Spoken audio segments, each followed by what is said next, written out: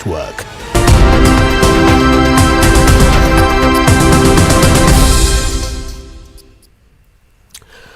नाज़रीन आदाब, न्यूज़ 18 उर्दू में आपका इस्तकबाल है। मैं हूं विसाल आजम और आप देख रहे हैं खबर खास में आज जिस अहम मौजू पर हम गुफ्तगू करेंगे वो दरअसल कास्ट सेंसस है। कास्ट सेंसस जिसको लेकर कई बार ये कह दिया जाता है कि कास्ट सेंसस की ज्यादा बात करने का मतलब है कि मंडल की बात करना। तो कास्ट सेंसस को लेकर ऐसा नहीं है कि सेंसस हुआ नहीं है, बहुत पहले एक बार सेंसस हुआ था और उसके बाद उसके डेटा सामने लाए गए थे कि उसके बाद जो लेटेस्ट जो सेंसस हुआ है उसमें भी इसका जिक्र तो था, इसका वर्णन था, इसकी कैटेगरी थी, लेकिन वो रिपोर्ट शाया नहीं की गई थी। मरकज की जानिब से बताया गया था, उस वक्त अरुण जेटली जी हुआ करते थे कि ये रिपोर्ट जो है उसकी जो फाइल है वो करप्ट हो गई है। फिर कई बार दूसरी इस तरह की बात सामने आई कि ऐसी रिपोर्ट अगर सामने आएगी तो उससे जो है अमन शांति के लिए वो ठीक नहीं होगा, एक वैमनस्यता का माहौल हो जाएगा। हालांकि ये बुनियादी चीजें हैं जो पॉलिटिकल कमेंटेटर कहते हैं कि किसी भी देश में, किसी भी राज्य में, किसी भी शहर में अगर आपको किसी स्कीम को लागू करना है और स्कीम को पहले आपको बनाना है तो इसके लिए ज़रूरी होता है कि आपको ये पता हो कि ये स्कीम किन के लिए है, कितने लोग हैं वो, किस बुनियाद पर यह स्कीम का फ़ायदा किन लोगों तक पहुँचे। तो जब रिलीजन के आधार पर यहाँ पर काउंटिंग हो सकती है तो जात की बुनियाद पर काउंटिंग क्यों नहीं हो सकती? ये एक बहुत बड़ा बहस हमेशा बना रहा है। कभी कभी इस बहस को बहुत हवा मिल जाती है, कभी ये सर्द खाने में चला जाता है। अब जो बात सामने आई है उसमें जो एक अच्छा पहलू कह ले या चौंकाने वाला पहलू कह ले वो ये है कि बिहार में जो सरकार है वो बीजेपी और जेडीयू की मुश्तरका सरकार है। जेडीयू इस मांग को उठाता रहा है, उससे कहीं ज्यादा आरजेडी इस मांग को उठाता रहा है और आरजेडी अब तो ये कहने पर वो ज्यादा भी नहीं झिझकता कि ये जीत जो है वो आरजेडी की जीत है और लालू जी की जीत है। क्यों वो लालू जी से इसको जोड़ना चाहता है? नीतीश कुमार कहते हैं कि ये ऑल पार्टी मीट है, ऑल पार्टी का ये फैसला है।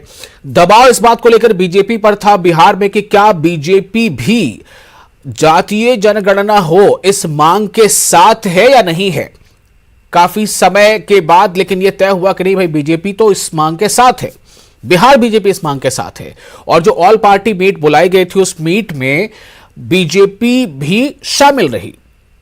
तो सवाल यह पैदा होता है कि आखिर स्टेट में हां और सेंटर में ना, इसका क्या मतलब है और क्यों इस बात पे इतना जोर है जेडीयू का या आरजेडी का? एक ऐसा मुद्दा जिसे अपोजिशन बार बार उठा रहा है, उस पर जेडीयू जो कि बीजेपी के साथ मिलकर सरकार चला रही है वो इतना मुखर क्यों है? अब तो खैर खबर अब ये भी आने ही वाली है कि कैबिनेट में इसकी मुहर भी लग जाएगी।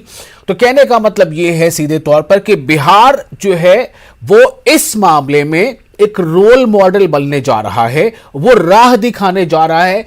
क्या वाकई अब दूसरे प्रदेशों में भी ये मांग तेज हो जाएगी? ये मांग तेज हो जाएगी, मैं इसलिए कह रहा हूं क्योंकि ये मांग पहले से उठती रही है।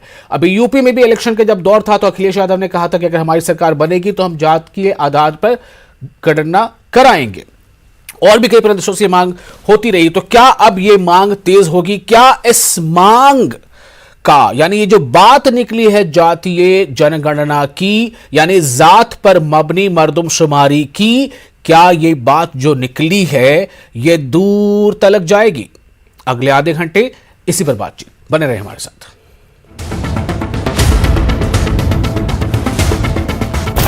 एक बात जान लीजिए कि सब लोगों की गिनती हो जाएगी, वो किसी भी जाति, किसी भी धर्म, सब चीज की गिनती हो जाएगी। तो बहुत अच्छे ढंग से एक एक बात की जानकारी आएगी। ये हमारी जीत है, ये लालू जी की जीत है।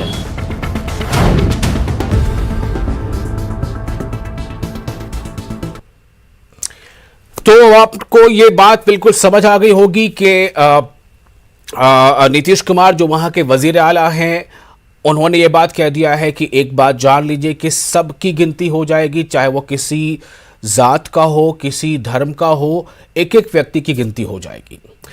अब देखिए इसको कैश कराने की कोशिश क्या हो रही है। आरजेडी का कहना है कि ये आरजेडी की जीत है, लालू जी की जीत है। तो भाई इसका श्रेय लेने में बीजेपी क्यों पीछे रहेगी? क्या बीजेपी को भी आगे बढ़कर इसका श्रेय नहीं लेना चाहिए, इसका क्रेडिट नहीं लेना चाहिए?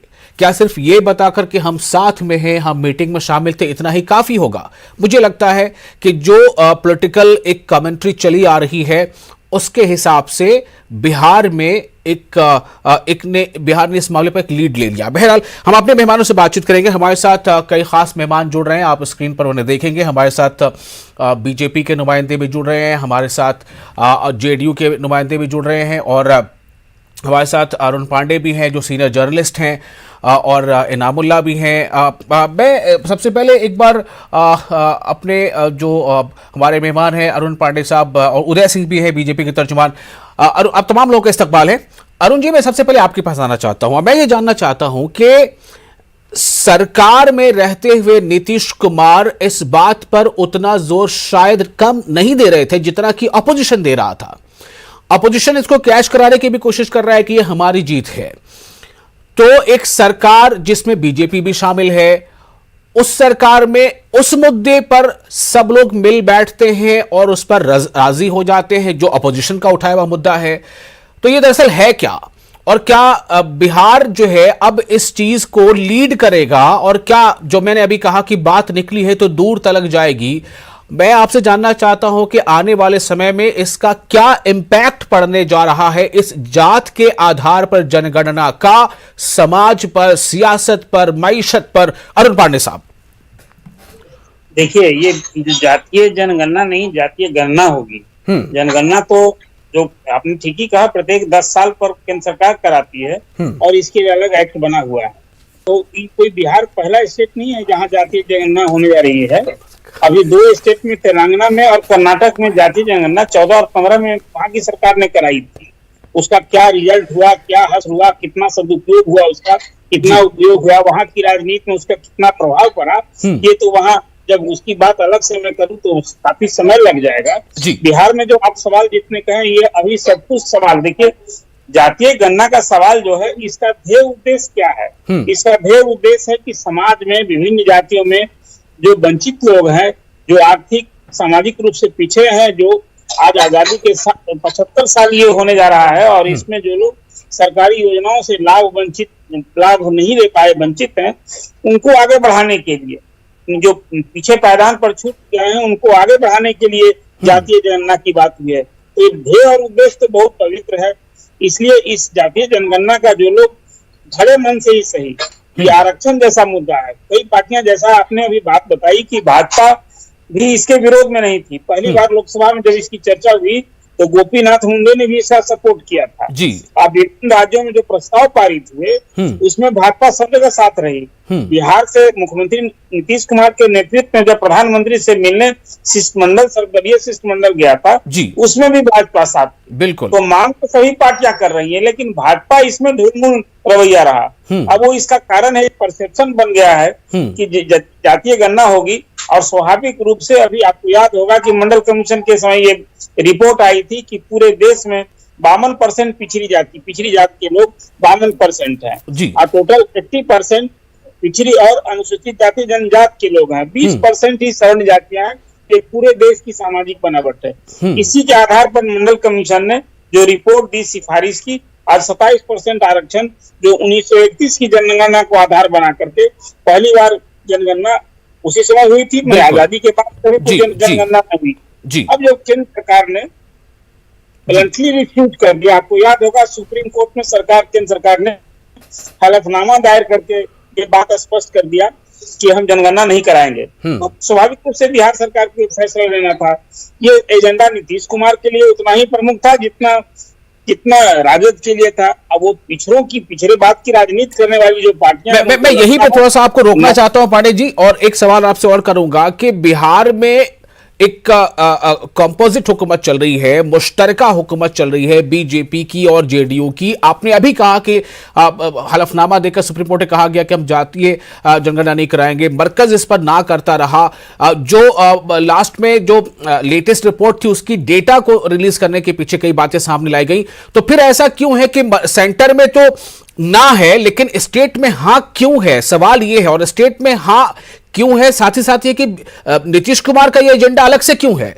ये पूरे एनडीए सरकार का एजेंडा क्यों ना माना जाए?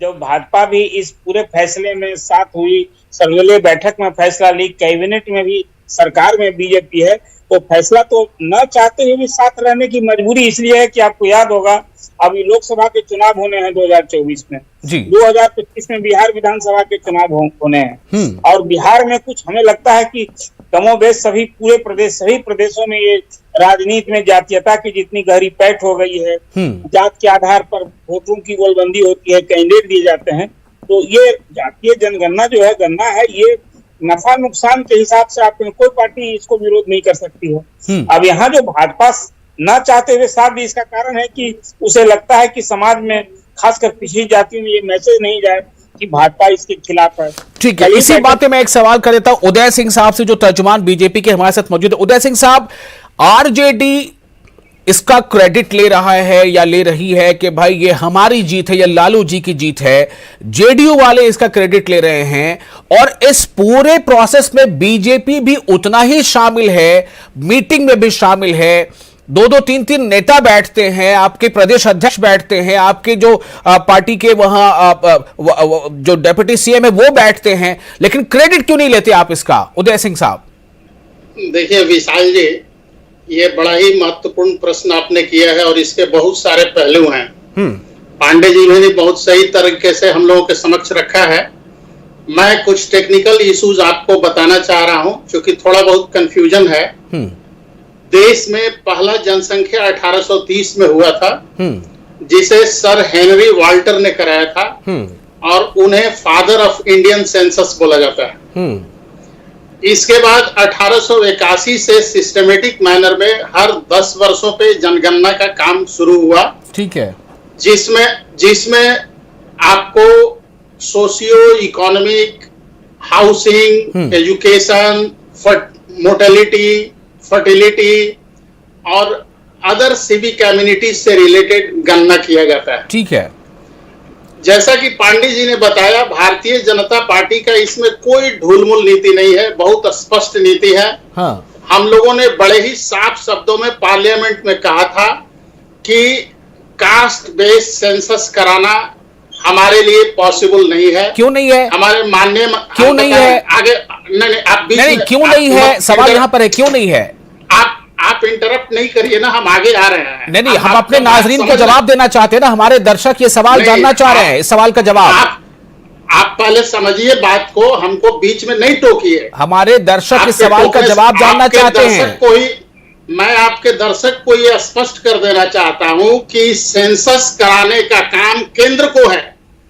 गवर्नमेंट जो इंडियन सेंसस एक्ट 1948 है, उसमें किसी स्टेट को अधिकार नहीं है सेंसस कराने का। ये सर्वे किया जा रहा है, दिस इज सर्वे। और जो सेंटर ने स्टेटमेंट दिया, सर्वे किस बात का कराया जा रहा है बताइए? सर्वे कास्ट बेस्ड सर्वे कराया जा रहा है। मतलब क्या हुआ, हिंदी में बताइए। हिंदी में बताने का ये मतलब है कि ये जातीय जनगणना नहीं, जातीय सर्वे है। सर्वे को हिंदी में क्या बोलेंगे? सर्वेक्षण। सर्वे इज कॉल्ड सर्वेक्षण। मतलब डेटा क्या निकलेगा, आंकड़ा क्या निकलेगा? आंकड़ा निकलेगा कि कितने बिहार में कितनी जातियां हैं, उनका कितना संख्या है, उनका क्या आर्थिक आधार है। ये जो है दिस इज अ सर्वे, सर्वेक्षण। ठीक है। अब इसमें जो बहुत सारी बातें आने वाली है, जो पांडे जी ने कहा, आप भी जो हमसे सुनना चाह रहे हैं, मैं आपको ये स्पष्ट करना चाह रहा हूं कि 60 जो है poverty based welfare schemes Bharat में चलाया जा रहा है, जिसमें डायरेक्ट बेनिफिट ट्रांसफर हो रहा है। किसको? सीधे डीबीटी। किसे हो रहा है ट्रांसफर? किसको? जो उसके बेनिफिशियरीज हैं। कौन है बेनिफिशियरी? अरे भाई, जो पॉवर्टी लाइन के नीचे हैं। पॉवर्टी लाइन के नीचे कौन लोग हैं? भारत की जनता है। भारत की जनता में क्या पहचान है उसकी? आपने अपने नाम के साथ उदय सिंह लगा रखा है, किसी ने खान लगा रखा है, किसी ने अंसारी लगा रखा है, क्यों लगाते हैं? नहीं, आप कुतर्क दे रहे हैं ना, आप बात को पहले आप इंटरप्ट कर रहे हैं अनावश्यक। आप पहले पूरी बात सुनिए हमारी। इस देश में पॉवर्टी का इसलिए महत्व है कि हमारे यहाँ जो कल्याणकारी योजनाएं चलाई जाती है, वो आर्थिक आधार पे होती है। आप पॉवर्टी लाइन के अगर नीचे मतलब हैं, टिकट तो बटेगा आपके लिए जातीय बहुत सारे- आधार पे, कैबिनेट में किसको रखा जाए न रखा जाए उसमें जातीय संतुलन बनाया जाएगा, लेकिन जब जात की बात आएगी कि कौन कितनी जात संख्या में है तो वहां पर जो है बहुत सारे प्रॉब्लम आ जाते हैं। मैं सीधा आना चाहता हूं जेडीयू के जो हमारे साथी इस वक्त मौजूद हैं, नेमतुल्लाह साहब, एक मिनट, समय कम है, हमें सबको मौका देना है। नेमतुल्लाह साहब, मैं आपके पास आना चाहता हूं, आपकी सरकार में शामिल बीजेपी के नेता कह रहे हैं कि बिहार में ये जातीय यानी कास्ट सेंसस नहीं है, ये कास्ट काउंटिंग है, मान लिया इसको, लेकिन आप इससे कितना मुत्तफिक हैं? आप क्यों करा रहे हैं ये गिनती? नीतीश जी क्यों बोल रहे हैं कि हर जात की गिनती होगी और धर्म की गिनती होगी? क्यों बोल रहे हैं? उनका शुरू से ये एजेंडा रहा है, आज ही से नहीं, 1989 से उन्होंने इस बात पर बात रखी जब वो केंद्रीय मंत्री थे।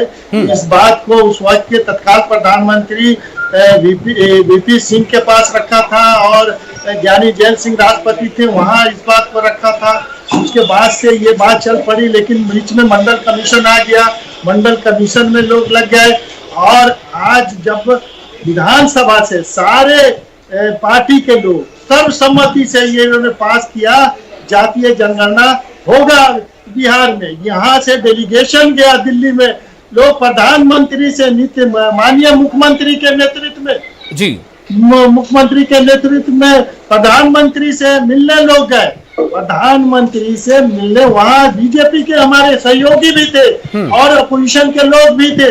यहाँ प्रधानमंत्री मिलने के बाद से यहाँ निर्णय हुआ कि हम बिहार में हम अपने खर्चे से अपने कॉस्ट पर हम बिहार में जातीय गणना करेंगे और इसी पर ऑल पार्टी मीटिंग बुलाई गई। आज कैबिनेट का मोहर भी लगने जा रहा है, इसमें किसी तरह की कोई बात नहीं है। शुरू से लेके हमारी माननीय मुख्यमंत्री जी का प्रयास रहा है और सहयोगी दल भी इसमें बराबर के शरीक रहे हैं, कभी उन्होंने पीछे लेकिन नेमतुल्लाह साहब, अरुण पांडे जी सीनियर जर्नलिस्ट है, वो अगर ये कहते हैं कि आपके साथ जो पार्टी है जिसके साथ मिलकर आप सरकार चला रहे हैं उसका रवैया ढुलमुल है, वो क्यों कह रहे हैं ऐसा? नहीं, कोई ढुलमुल नहीं है, उनका रवैया साफ है। अगर साफ नहीं रहता तो साथ में जो ऑल पार्टी डेलीगेशन प्रधानमंत्री से मिलने गया उनके भी लोग थे और जो कल मीटिंग हुई जिसमें ऑल पार्टी मीटिंग अपोजिशन के सारे लोग थे, माले के लोग थे, आरजेडी के लोग थे। मैं तो इसलिए सवाल उठा रहा हूं कि आपके लीडर जो है कह रहे हैं कि हम कराएंगे, हम आप उसको देखिए क्रेडिट के अंदाज में, कैश कराने के अंदाज में बोल रहे हैं, आरजेडी के लोग कैश कराने के अंदाज में बोल रहे हैं, श्रेय लेने के अंदाज में बोल रहे हैं। बीजेपी क्यों पीछे रहती है श्रेय लेने में इसका, अगर ये कुछ अच्छा है तो? ये तो इश्यू शुरू से उठता रहा, कैश कराए कार्य क्या है। अभी जो बजट सेशन हुआ, एक मरतबे नेता प्रतिपक्ष बोले जाती है जनगणना के बारे में, तो नीतीश कुमार ने पहल करके ये चलिए, अनवर हुसैन साहब आप पर सीधा निशाना है कि आरजेडी क्यों इसका श्रेय लेने जा रही है। मैं उदय जी आपके पास आऊंगा, थोड़ा समय दीजिए, मैं सबको समय दे रहा हूं, इसलिए मैं आपको दूसरे नंबर पर दे देता कि आप ये देखें कि मुझे मौका नहीं दिया गया है। अनवर हुसैन साहब, आरजेडी बोले, क्या सियासत है इसके पीछे, और क्या मेरा जो सवाल है कि बात निकली है तो दूर तलक जाएगी, क्या वाकई जाएगी? यकीनन दूर तलक जाएगी। ये बिहार से सफर शुरू हुआ है, अभी आगे आगे देखिए क्या होता है। ये तो पूरा ऑल इंडिया मूवमेंट बनेगा। और जहां तक आरजेडी क्रेडिट लेने का सवाल है, तो जो पार्टी जिसका जो कंट्रीब्यूशन होता है वो जब सामने आता है तो उसका चेहरा अपने सर बांधती है। और जहां तक कास्ट बेस्ड सेंसस का सवाल है, तो ये कोई नया सवाल नहीं है, ये बहुत पुराना सवाल है। जब जनता दल बनी थी उस जमाने सवाल उठ रहा है और हमारी पार्टी किसी न किसी शक्ल में इस सवाल को शुरू से उठाती रही है। अच्छा, इस मामले में हमारी पार्टी और जेडीयू का वह हिस्सा जो असल में नीतीश कुमार को अपना लीडर मानता है, वो एक पेज पे रही है। हाँ, इनिशिएटिव हमेशा हमारी पार्टी ने लिया। इस बार की जब हुकूमत फॉर्म हुई तो सबसे पहले हमारे तेजस्वी यादव ने रेजोल्यूशन मूव किया वहां, और उसको हमारे चीफ मिनिस्टर ने एंडोर्स किया। तो इनिशिएटिव इनका है, चीफ मिनिस्टर इंडोर्स कर रहे हैं, ऑल पार्टी डेलीगेशन लेके प्रधानमंत्री के पास जा रहे हैं और अपना मुकदमा रखा। और ये हमारी पार्टी थी जो कंसिस्टेंटली दबाव बनाती रही बिहार की हुकूमत पर भी और सेंटर की हुकूमत पर भी जी, कि और नहीं तो ये धमकी था कि अगर आप नहीं आएंगे तो हम पीपल मूवमेंट चलाएंगे। अब आया कहा जाना कि बीजेपी का सवाल है कि बीजेपी ने कैसे बिहार में इसको मान लिया है, ऑल पार्टी में वो भी शरीक रही है, और कल जो कैबिनेट की मीटिंग होगी उसके अंदर एक फैसला निकल के आएगा जिसमें ये शरीक होंगे। तो देखिए, असल में बीजेपी जो कुछ कर रही है वो बैकवर्ड्स की हमदर्दी में नहीं कर रही है। सारी दुनिया जानती है, आप मीडिया के आदमी आप भी जानते हैं अच्छी तरह कि बीजेपी जो है basically anti backward, anti schedule caste and anti schedule tribe party है। ये आप बहुत गंभीर इल्जाम लगा रहे हैं, मुझे इस पर रिएक्शन लेना पड़ेगा उदय सिंह साहब का। नहीं, आप ले लेंगे, पहले मुझे मेरी बात मुकम्मल होने दीजिए जी। लेकिन सवाल है 2024 के इलेक्शन का। ये 2024 का इलेक्शन नहीं हारना चाहते हैं, इसलिए बिहार में इस मुद्दे पर आरजेडी के साथ खड़े होना और या जेडीयू के साथ खड़ा होना इनकी मजबूरी है। लेकिन बहरहाल ये तेज लोग हैं, ये कोई कानून आप ले आइए उसको नल एंड वाइड करना, इनएफेक्टिव बनाना ये जानते हैं। अब देखिए, चलिए एक क्रेडिट तो आपने इनको दिया कि ये तेज लोग हैं, आप नहीं हैं। मैं हाँ नहीं, मैं हम नेगेटिवली तेज नहीं है। अच्छा, हम जो कहते हैं वो उस पर बरतते हैं। ये जो कहते हैं इनका कहना कुछ और होता है, इनका दिखावा कुछ और होता है, इनके अंदर की भीतरी मार दूसरी होती है। उदय सिंह साहब अब कुछ बोलिए, आप कुछ बोलिए, लगातार आप पर हमले हो रहे हैं। बात देखिए, आपको एंटी बैकवर्ड बताया जा रहा है, आपको बताया जा रहा है कि कहते कुछ और है करते कुछ और है। उदय सिंह साहब, मेरी बात मुकम्मल होने दीजिए। देखिए मेरी बात मुकम्मल होने दीजिए, मैं क्यों कह रहा हूं ये बात, उसको कहने दीजिए, उसको साबित करने दीजिए।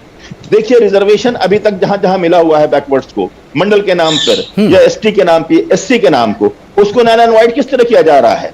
सारी जॉब्स, गवर्नमेंट सेक्टर की सारी जॉब श्रिंक करती जा रही, छोटी होती चली जा रही हैं। आप पब्लिक सेक्टर की जॉब खत्म हो रही है, पब्लिक सेक्टर को जॉब बेचा जा रहा है। जब जॉब नहीं रहेगी तो ये कहां जाके अप्लाई करेंगे ये सारे रिजर्वेशंस को। सारे जो एजुकेशनल इंस्टीट्यूशंस हैं गवर्नमेंट के, वो सब के सब तबाह किए जा रहे हैं, वहां के एजुकेशनल स्टैंडर्ड गिर रहा है। ठीक है, ठीक है उदय सिंह साहब, कई चार्जेस लग गए आप पर, जवाब दीजिए। एडमिशन लेकर देखिए, उनको बंद कराइए पहले जी। देखिए पहले तो बंद हो गया, भाषा वो बोल रहे हैं जी, जो भाषा उन्होंने बोला है, हाँ, एंटी बैकवर्ड, ये भाषा हम लोग बोलने के, हम तो नहीं बोल पाएंगे। मैं केवल इतना बता देना चाहता हूं कि हमारे देश के शीर्ष पद पे भारतीय जनता पार्टी ने आदरणीय श्री नरेंद्र मोदी जी को बैठा रखा है। अब पता नहीं उनको वो किस श्रेणी में रखते हैं। हम लोग तो उन्हें युग पुरुष के रूप में जानते हैं और मानते हैं। हमने सुना है ऐसे ही लोगों के द्वारा कि वो भी किसी बैकवर्ड कास्ट से ही आते हैं। कितना अच्छा होता है कि आप इस बात को बिल्कुल मतलब पक्के तौर पे कहते, ठोक बजा के कहते, और इसी ठोक बजाने के लिए शायद इसकी बात हो रही है कि जब कास्ट के आधार पर गिनती हो जाएगी तो आप सबके बारे में ठोक बजा के कह पाएंगे कौन क्या है। हम बिल्कुल ठोक बजा के कह रहे हैं, लेकिन मेरा संस्कार नहीं है कि किसी देश के मंच से मैं जाति की बात बोलूं। क्यों? अभी आपके नाम के साथ में सिंह लगा के चला रहा हूं, आपने कभी मना किया है क्या कि मेरे नाम के साथ सिंह न लगाए जाइए?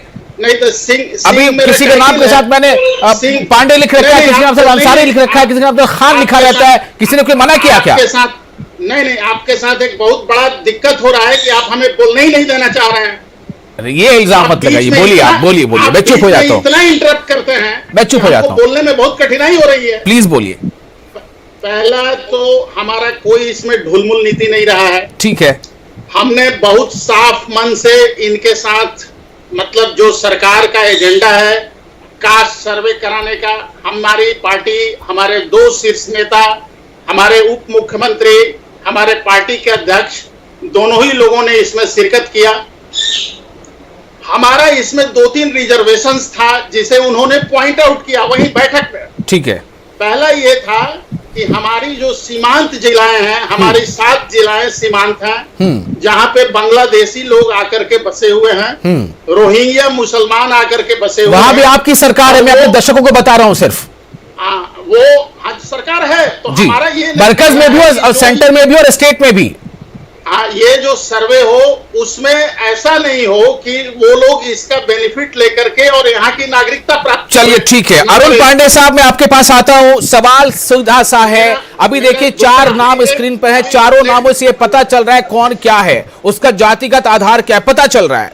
तो जब इस बात को ऑफिशियली लोग जानना चाहते हैं तो क्या उसमें कमी है, बुराई है? मुझे बता दीजिए हमारे दर्शकों को कि क्या बुराई है। और दूसरा ये मेरा फिर एक सवाल है कि क्या अभी तो सहमति दिख रही है तमाम दलों में, क्या ये सहमति आगे बरकरार रहेगी और क्या ये मुद्दा आगे दूर तक जाएगा? अरुण पांडे साहब, नहीं मुद्दा तो जाएगा, ये आप जान लीजिए कि अभी जब तक कि नवंबर में संभवतः एक जातीय गणना शुरू होगी और इसमें साल 6 महीने लगेंगे, इसलिए कि सिर्फ जात की गिनती नहीं होनी है, जो जात में है उसकी आर्थिक स्थिति क्या है, ये भी तो भी गणना होगी। आखिर जो उद्देश्य है इस गणना का कि वंचित को हमें आगे बढ़ाना है, तो उनकी आर्थिक सामाजिक स्थिति की भी गणना करनी होगी। अब रही बात जो आपने बात कही, इसका प्रभाव अभी तो पड़ेगा ही। और एक बात शुरू में मैंने जो कही थी कि भाजपा का ढुलमुल रवैया है, इसका एक मुख्य कारण यही है कि सर्वदलीय बैठक के पहले भाजपा के प्रदेश अध्यक्ष ने कहा कि जातीय जनगणना की जगह हम तो अमीर और गरीब की गणना चाहते हैं, अमीर और गरीब की गणना होनी चाहिए। क्या रवैया है? बात हो रही थी जातीय गणना कराने की, अब भाजपा के प्रदेश अध्यक्ष ने कहा कि हम तो अमीर गरीब की गणना चाहते हैं। अब ये बैठक में शरीक हुए और उन्होंने कुछ राय भी दी है। जो राय वही जो अभी बता रहे थे भाजपा के प्रतिनिधि कि जो यहाँ नेबरिंग एरिया है वहाँ मुस्लिम आबादी खास करके बांग्लादेशी घुसपैठ का जो सवाल है, जो भाजपा का मुद्दा रहा है। अब रही बात की श्रेय लेने की बात, नीतीश कुमार के मुख्यमंत्री काल में यदि जातीय गणना हो रही है तो एक इतिहास बनेगा कि इसकी जनगणना किसने कराई थी। जातीय जनगणना नीतीश कुमार ने कराई थी। रही बात की स्वाभाविक रूप से राजद भी इस मुद्दे को लगातार उठाता रहा है, तो अपने लोगों को तो एड्रेस करेगा ही राजद। ये मेरी मांग का, मेरे संघर्ष का ये परिणाम है कि सरकार झुकी और दबाव में आई। तो यदि राजद भी इसका श्रेय ले रही है और उसका भी एजेंडा पिछड़ों की राजनीति करती है। बस मेरा वही सवाल शुरू से था, अभी भी सवाल वही है कि जेडीयू इसका श्रेय ले रही है, आरजेडी श्रेय ले रही है, बीजेपी भी बराबर की शरीक है, बीजेपी श्रेय क्यों नहीं ले रही है? मैं इस सवाल को छोड़े आता हूं। उदय जी, मैं आपके पास आ जाता हूं, चलिए बोल दीजिए जो बोलना है जल्दी से। बीजेपी पूरी तरह से इसमें भले मन से शामिल है। हमारी जो हमने जो पार्लियामेंट में कहा था कि 3747 जातियां और उपजातियां हैं, सभी धर्मों का, सभी जातियों के सब कास्ट हैं, और जो आप सर्वे करने जा रहे हैं, हमारा इसमें यही कंटेंशन है कि पूरी ईमानदारी और सच्चाई से ये होनी चाहिए। ऐसा नहीं हो कि जो बॉर्डरिंग डिस्ट्रिक्ट्स है हमारे, उसमें जो फॉरवर्ड मुस्लिम्स है, जो शेख हैं, वो सिखोरा। चलिए, बहुत बहुत शुक्रिया। मैं जिसके पास आप आया दोबारा आपसे मतलब और जिनके पास दोबारा नहीं आ पाया उससे मैं माजरत चाहूंगा, चाहे वो नेमतुल्लाह साहब हो या अनवर जी हो, लेकिन आपने अपना कीमती वक्त दिया इस बहुत ही बर्निंग टॉपिक पे, इसके लिए आपका मैं शुक्रगुजार हूं। मुझे दीजिए इजाजत, और नाज़रीन आप बने रहें न्यूज़ 18 उर्दू के साथ। आदाब।